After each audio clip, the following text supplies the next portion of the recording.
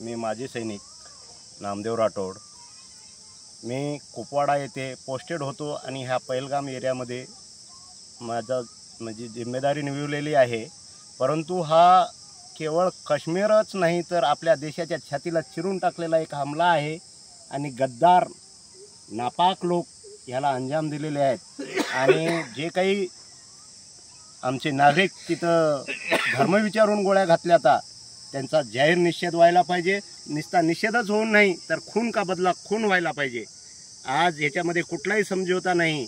आमच्या देशाच्या एक डोक्यालाच चिरल्यासारखं झालेलं आहे। आणि मला जर बॉर्डरवर आज बी मी माजी सैनिक असताना जर मला जायची जरूरत पडली तर मी या देशासाठी शहीद व्हायला परत तयार आहे। मला खून का बदला खून असाच एक निर्णय घ्यायला पाहिजे।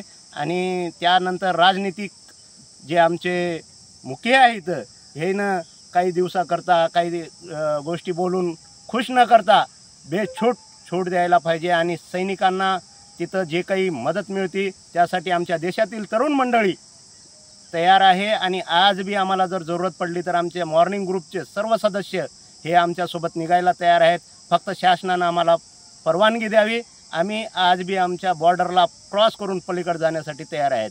जय हिंद, जय भारत, भारत माता की जय, भारत माता की जय, भारत माता की जय। धन्यवाद।